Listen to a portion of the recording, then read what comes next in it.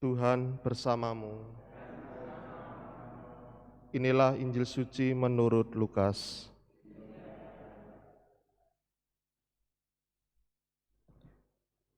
Ketika mengajar di salah satu rumah ibadat, Yesus bersabda, "Kerajaan Allah itu seumpama apa? Dengan apakah aku akan mengumpamakannya? Kerajaan Allah itu seumpama biji sesawi yang diambil dan ditaburkan orang di kebunnya. Biji itu tumbuh dan menjadi pohon, dan burung-burung di udara bersarang di ranting-rantingnya." Dan Yesus berkata lagi, "Dengan apakah aku mengumpamakan kerajaan Allah?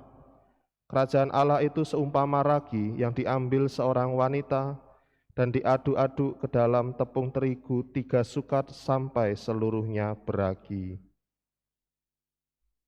Demikianlah sabda Tuhan.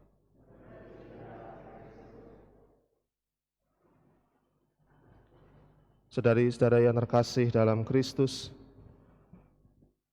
pertanyaan yang diajukan Tuhan Yesus ketika bersabda para muridnya kiranya juga seringkali menjadi sebuah keingintahuan dalam diri kita sebagai umat beriman.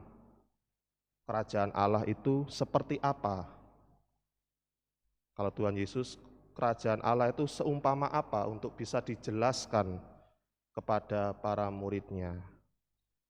Saudari-saudari yang terkasih, kalau kita melihat dari jawaban sabda Tuhan Yesus hari ini, kerajaan Allah bukanlah sesuatu hal yang materi, bukan sesuatu tempat, tetapi merupakan hal spiritual, hal batin yang ada di dalam diri seseorang.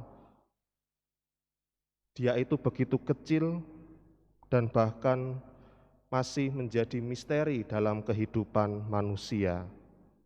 Tetapi meskipun tidak dapat ditangkap oleh indera, ditangkap khususnya oleh mata, tetapi kerajaan Allah ini adalah sesuatu yang memberi kehidupan di dalam kehidupan manusia, terlebih di dunia ini. Maka kalau kita melihat kerajaan Allah itu seumpama biji sesawi yang kemudian tumbuh menjadi pohon, bisa menjadi sarang bagi burung-burung di udara, dan kemudian seperti ragi, dan kemudian ragi itu menjadi beragi, adalah soal bagaimana kerajaan Allah memberi daya, kekuatan untuk menjadi yang baru, menjadi yang hidup.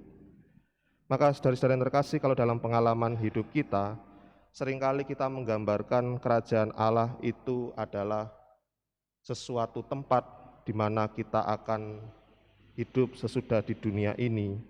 Tetapi apakah hanya kita menunggu kerajaan Allah saat kita nanti setelah hidup di dunia ini? Tentu tidak. Kerajaan Allah telah hidup dan dimulai saat ini ketika kita hidup. Dan kerajaan Allah itu hidup di dalam hati kita. Tetapi saudara-saudara yang terkasih, bagaimanakah kemudian kita bisa menangkap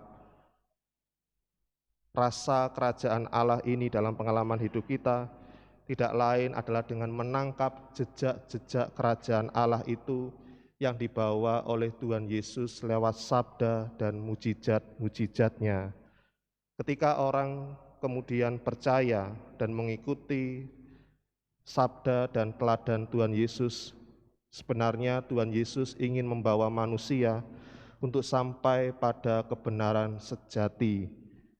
Itulah kerajaan Allah yang hidup di dalam diri kita, dan akhirnya kerajaan Allah bukan sesuatu benda yang mati, tetapi sesuatu hidup di dalam diri kita yang memberi daya kekuatan bagi kita untuk bisa memperoleh hidup yang baru. Semoga dengan pengalaman doa dan latihan rohani yang kita lakukan, kita semakin dapat merasakan kerajaan Allah lewat sabda dan mujizat Tuhan Yesus, yang berarti ingin membawa kita untuk semakin percaya kepada Tuhan Yesus. Dan ketika kita percaya kepada Tuhan Yesus, Disitulah Tuhan Yesus menginginkan hidup kita untuk mengalami perubahan dari hari ke hari.